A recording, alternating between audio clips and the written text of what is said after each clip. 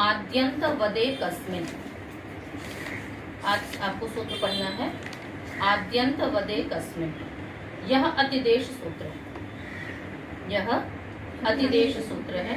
अतिदेश सूत्र का तात्पर्य क्या होता है? समानता का अधिकार दिलाना। ठीक है, जिसको वह अधिकार नहीं प्राप्त हो रहा था वह अधिकार उसको प्राप्त करा देना कि उसके समान इसको भी कार्य हो जाता है। ठीक है, पदच्छेद विभक्ति करेंगे। आद्यंतवत् अव्ययपदम एकस्मिन् सप्तमी का एकवचन। आद्यंतवत् अव्ययपदम एकस्मिन् सप्तमी का एकवचन। आदिश्च अंतश्च इति आद्यन्तौ। कौन सा समास हुआ ये? इतरेतर द्वंद्व। आद्यन्तयोः इव आद्यन्तवत्। आदिश्च अंतश्च इति आद्यन्तौ इतरेतर द्वंद्व समास। आद्यन्तयोः इव आद्यन्तवत्, आदि और अंत के समान। इसमें सप्तमी अर्थ में वति प्रत्यय हुआ। तत्र तस्यैव सूत्र क्या है? तत्र तस्यैव सूत्र है। तत्र सप्तमी समर्थात्, तस्य षष्ठी समर्थात्, प्रातिपदिकात्, है ना? तत्र इति सप्तमी अर्थे और षष्ठी अर्थे, इव इत्येतस्मिन् अर्थे किं भवति? वति प्रत्ययो भवति। अन सप्तमी समर्थ एवं षष्ठी समर्थ प्रातिपदिक से इवार्थ में वति प्रत्यय होता है।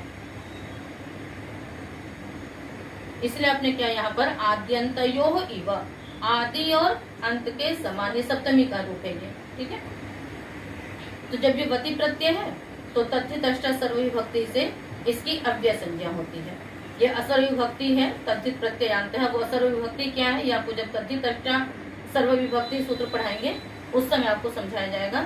अभी आप इतना समझ लें कि यह असर्व विभक्ति तद्धित प्रत्ययांत शब्द है, उसकी तद्धित सर्वविभक्ति से अव्यय संज्ञा होगी। पुनः अव्ययादासुपः से सुप का लुक होकर के आद्यंतवत् यह अव्यय पद बनता है। एकस्मिन में तो कोई बात ही नहीं है। अर्थ करेंगे सूत्र का।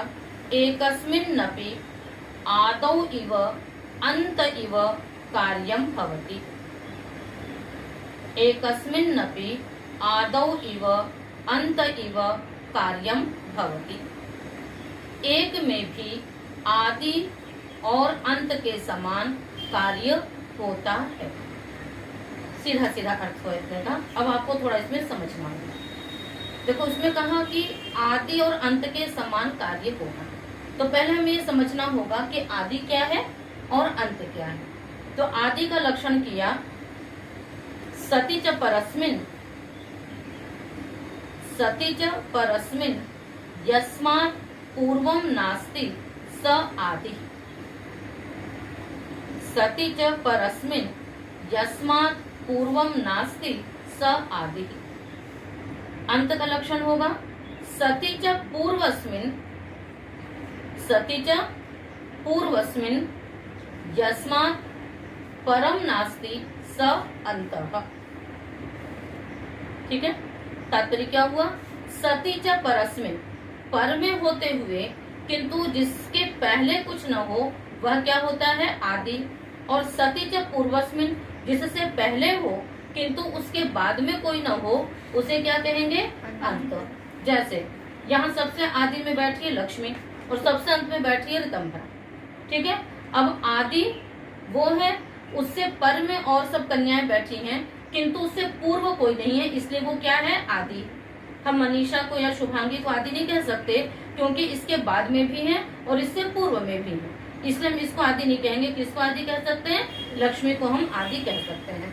अंत कौन है? ऋतंभरा, है ना? क्योंकि इससे बाद में तो है सब, इससे पहले तो सब है किंतु इसके बाद कोई नहीं है, इसलिए क्या है? ये अंत है। यही आदि और अंत की परिभाषा होती है। हमने कह दिया कि वो सबसे अंतिम, सबसे अंतिम मतलब अब उसके बाद कोई और नहीं होना चाहिए, तो वो सबसे अंत है। और वो सबसे पहला, जिससे पहले और कोई नहीं है, पूर्व कोई और नहीं है, वो आदि होता है। तो आदि और अंत दोनों सापेक्ष शब्द हो गया ना।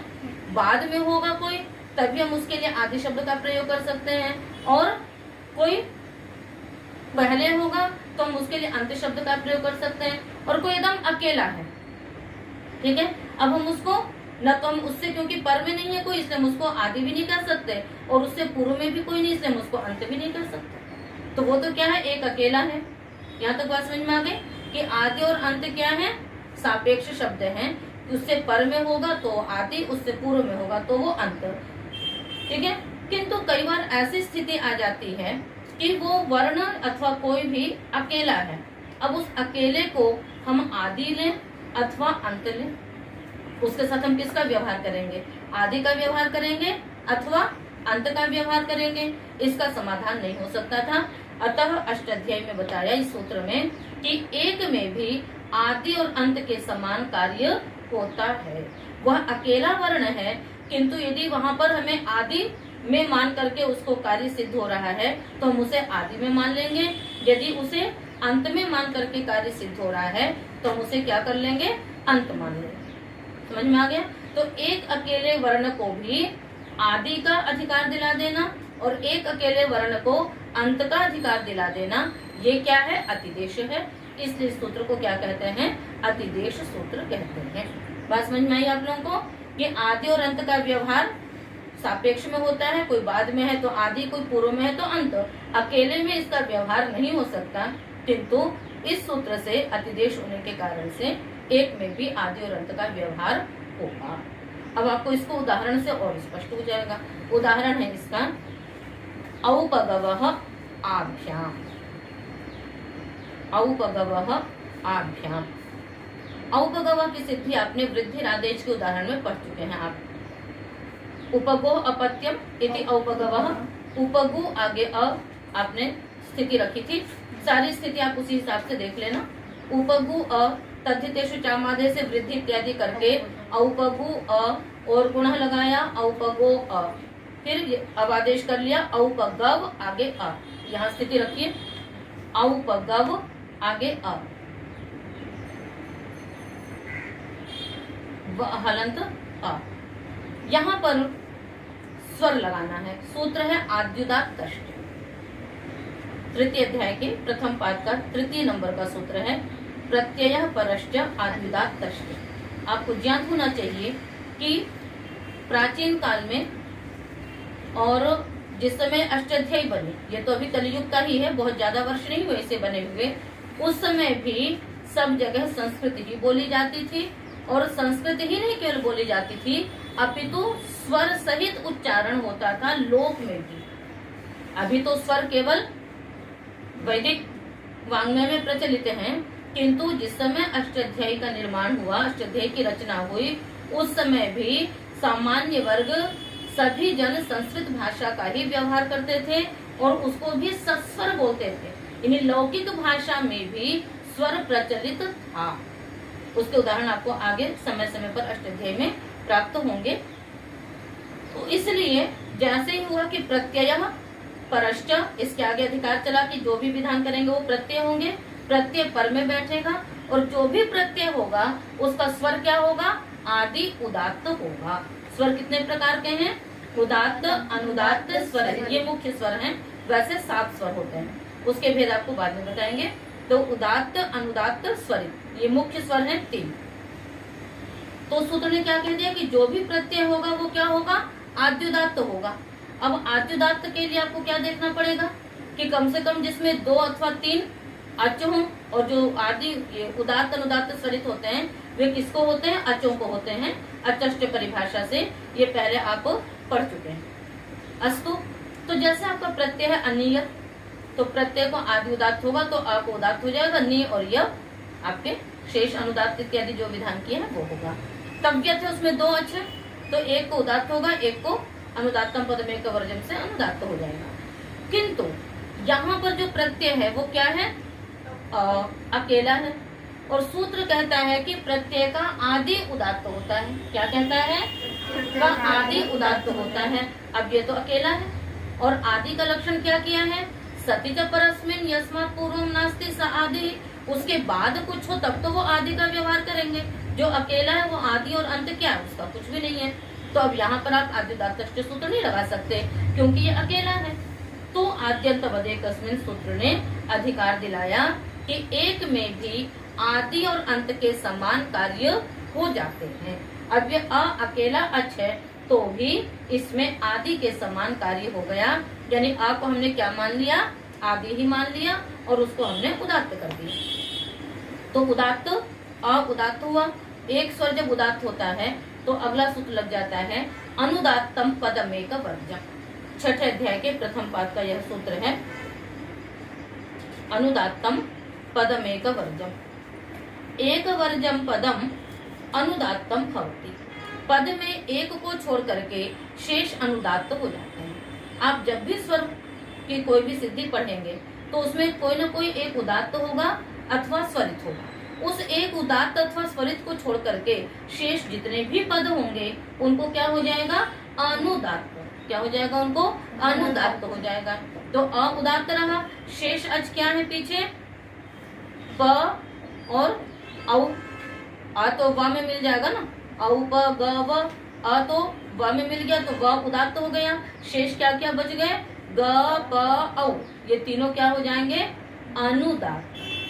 किसी भी पद में एक ही उदात्त होगा, शेष क्या हो जाएंगे, अनुदात्त हो जाते हैं। तो आप हमेशा याद रखिएगा, या तो कोई भी पद प्रत्यय स्वर से उदात्त होगा अथवा धातु सूत्र लगेगा उससे उदात्त होगा। ठीक है, तो धातु से उदात्त हो सकता है, चितः से उदात्त हो सकता है, कहीं आदि उदात्त होगा, कहीं अंत उदात्त होगा, कहीं मध्य उदात्त होगा। बात समझ में आ रही है। और शेष जो भी बचेंगे अक्षर उनको क्या हो जाएगा, अनुदात्त हो जाएगा, अनुदात्तम पदमेक वर्जम से। तो स्वर क्या हुआ, औ प ग अनुदात्त और व उदात्त। कहाँ ध्यान है, हो गया। अगला उदाहरण देखिए, आभ्याम। इदम शब्द रखेंगे, इदम आगे भ्याम। इदम की प्रातिपदिक संज्ञा करेंगे, पुनः स्वार्जुत्पत्ति करके तृतीया के द्विवचन में आप लाइए भ्याम। त्यदादि नाम सूत्र लगा लीजिए। विभक्तौ परतः त्यदादि नाम अंगानाम अकारादेशो भवति। विभक्ति परे है भ्याम, त्यदादि में इदम शब्द है। आप लोग ने देखा गण पाठ में, सर्वादि गण निकाल के देख लिया, त्यदादि गण उसी के अंतर्गत है, वो भी देख लिया होगा। ठीक है, तो त्यदादि अंग को क्या होगा, अकारादेश होगा। अलोन्त्यस्य सूत्र आपको बताया है कि षष्ठी निर्दिष्ट आदेश अंत्य अल के स्थान में होंगे, माँ के स्थान पे अ हो जाएगा। क्या बचा, ईद अ, अतो गुणे से पररूप करके ईद भ्याम। जैसे अदब में किया था वैसे यहाँ पर हो गया। अब इसके पश्चात एक सूत्र लगता है हलि लोप, 7-2-113। हलि लोप, इसमें ऊपर देखिए इदोई पुंसी सूत्र है। इदोई पुंसी से इदह की अनुवृत्ति आ रही है, अनाप्यता से अतः की अनुवृत्ति आ रही है। सप्तम अध्याय में भी अनुवृत्तियां पूरी लगा लीजिए, लगा लिए। अभी कुछ बहनों की नहीं लगी है, कुछ कन्याओं की, आप लोग लगा लीजिए। इदह की अनुवृत्ति आ रही है, 113 तक जाएगी। अनाप्यता से अतः की भी अनुवृत्ति 113 तक जाएगी।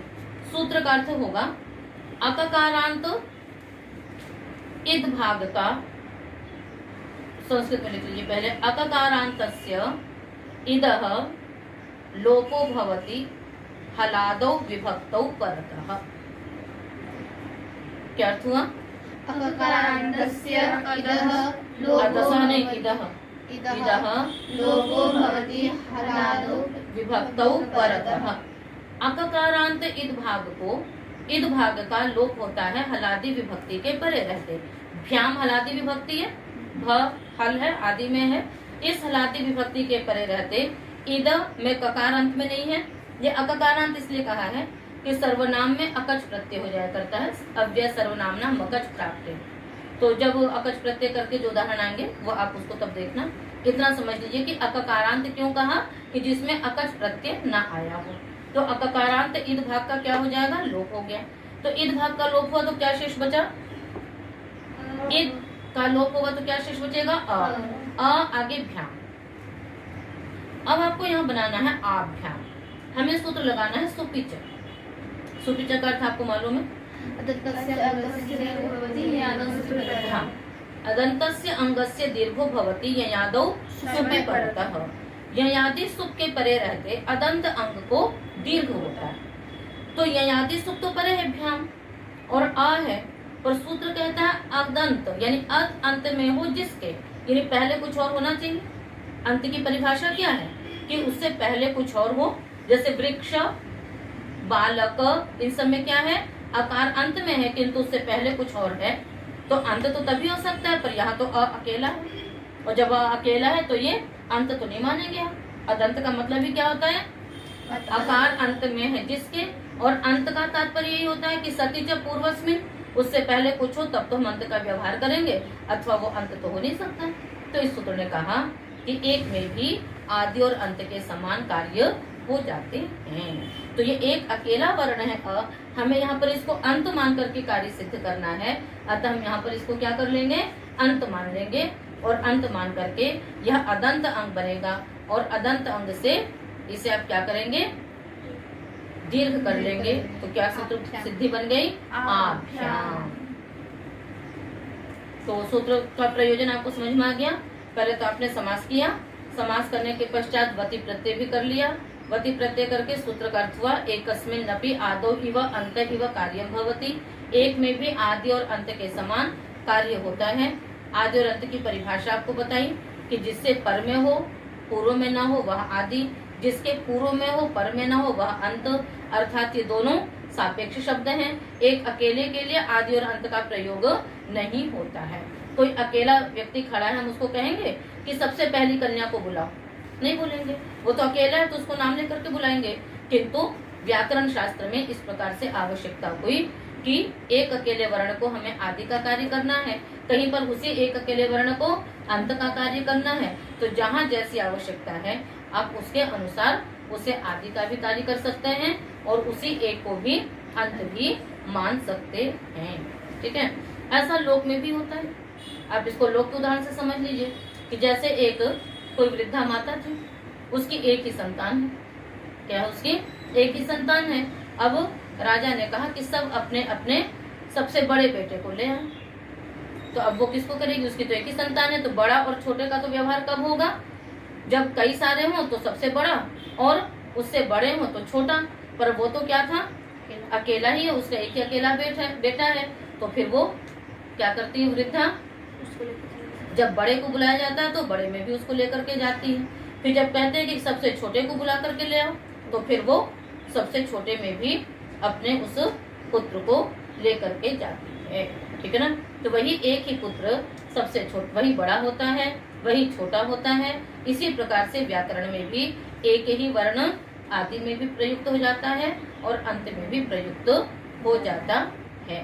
तो इस प्रकार से यह सूत्र आपका पूर्ण हुआ। समझ में आ गया सबको। अगला सूत्र है संज्ञा सूत्र। तरप तमपौ घ। तरप तमपौ प्रथमा का द्विवचन, घ प्रथमा का एक वचन। तरप च तमप च इति तरप तमपौ। तरप च तमप च इति तरप तमपौ। कौन सा समास, इतरेतर। अर्थ करेंगे तरप तमप प्रत्ययौ घ संज्ञकौ भवतः। क्या अर्थ होगा सूत्र का, तरप तमप प्रत्ययौ घ संज्ञकौ भवतः। तरप और तमप प्रत्ययों की घ संज्ञा होती है। जब बोलने के लिए कहा करें तो सब लोग एक स्वर से बोला करेंगे। क्या अर्थ हुआ, बोलिए। तरप तमप प्रत्ययौ घ संज्ञकौ भवतः। ठीक, तो अर्थ हो गया। उदाहरण लिखिए, कुमारी तरा, कुमारी तमा, ब्राह्मणी तरा, ब्राह्मणी तमा।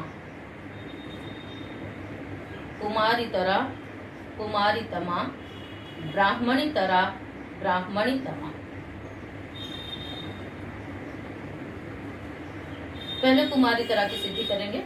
विग्रह होगा इयम कुमारी, इयम कुमारी, अनयोः इयम अतिशयेन कुमारी इति कुमारी तरा। कुमारी तरा रिक्त रस हो। ठीक है, कुमारी रखेंगे पहले, कुमारी दीर्घ रहेगा, कुमारी आगे सु, और एक सूत्र लगाएंगे, द्विवचन विभज्योपपदे तरबी यसुनौ। 5-3-57। द्विवचन विभज्योपपदे तरबी यसुनौ।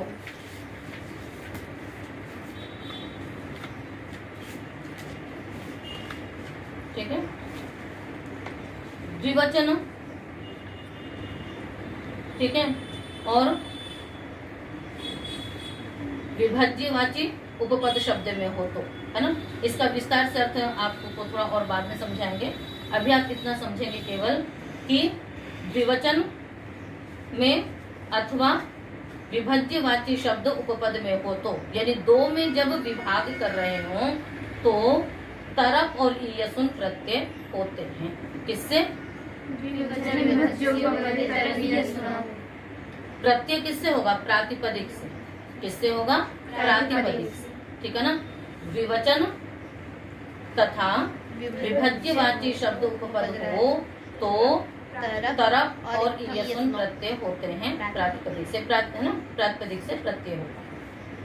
तो कुमारी प्रातिपदिक है। यहाँ पर आपने क्या कर लिया, आपको पहले ही पता है कि दो में आप विभाजन कर रहे हैं कि यह अतिशय से है, यह अतिशय से है, इन दोनों में यह है, ऐसा आपने विभाग किया है अथवा ऐसा आपने निर्धारण किया है। तो कुमारी शब्द से आपने क्या कर लिया? तरप प्रत्यय कर लिया। तरप प्रत्यय पर में उपस्थित होगा। तरप की तद्धिता के अधिकार में होने से तरप की तद्धित संज्ञा भी कर लीजिए। तो कुमारी सुतरप, सुबो धातु प्रातिपदिक से अंतर्वर्तनी विभक्ति का लुक करेंगे, कुमारी तर। इसके पश्चात अजाद्य तष्टाप सूत्र लगाएंगे। ये चतुर्थ अध्याय के प्रथम पाठ का सूत्र है। अजादि गण पठितेभ्यः प्रातिपदिकेभ्यः अकारांतेभ्यश्च प्रातिपदिकेभ्यः स्त्रियां टाप प्रत्ययो भवति। क्या अर्थ है सूत्र का? किम अजादिगण पठितेभ्यः किम प्रातिपदिकेभ्यः, अजादिगण पठितेभ्यः प्रातिपदिकेभ्यः अकारांतेभ्यश्च प्रातिपदिकेभ्यः स्त्रियां टाप प्रत्ययो भवति। बोलिए फिर से।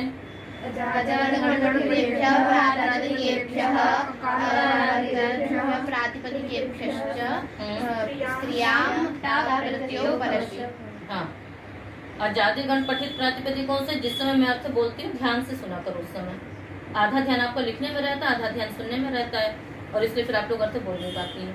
तो ध्यान से सुना करिए, और बार बार अर्थ जब वही कर रहे हैं प्रातिपदिकों से होगा तो प्रातिपदिकेभ्यः पंचमी है, उसमें कोई दिक्कत ही नहीं है। एक तरफ प्रातिपदिक है और एक तरफ प्रत्यय है, तो दोनों का सम्मिश्रण करना आप लोगों को केवल।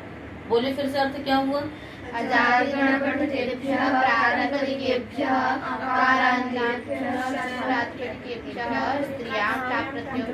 फिर से बोले, मैं तब तक बोलवाऊंगी जब तक आप लोग नहीं बोलेंगे पूरा। नीचे कापी में मत देखिए, केवल देख कर अर्थ करिए। बोलिए। पठितेभ्यः प्रातिपदिकेभ्यः अकारान्तेभ्यश्च प्रातिपदिकेभ्यः स्त्रियां टाप प्रत्ययो परश्च भवति। जब प्रातिपदिक बहुत सारे हैं तो अकारांतात नहीं होगा, तब क्या विशेषण बनेगा उसका? मनीषा जी आप बताइए, तो फिर क्यों अकारांतात बोला था आपने? अकारांतेभ्यश्च प्रातिपदिकेभ्यः स्त्रियां टाप प्रत्ययो भवति। ठीक है ना।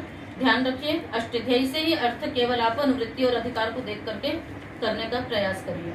तो यहाँ पर क्या हो गया? अकारांत शब्द है, कौन सा? कुमारी तर। अकारांत प्रातिपदिक है तो इससे क्या हो गया? टाप प्रत्यय हुआ स्त्रीलिंग में। तो कुमारी तर, तर हलंत नहीं है, तर पूरा है। कुमारी तर, आगे टाप का क्या आया? आ। ठीक है। उसके पश्चात क्या कर लेंगे? अकह सवर्ण दीर्घ से दोनों को, तर का अ और टाप का आ, इन दोनों को हमने क्या कर लिया? दीर्घ कर लिया। तो कुमारी तरा ये बन गया।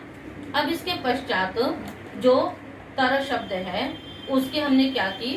तरप तम पौघ से घ संज्ञा कर।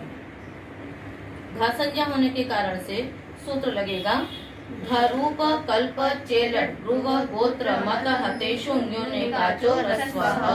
सूत्र निकालिए।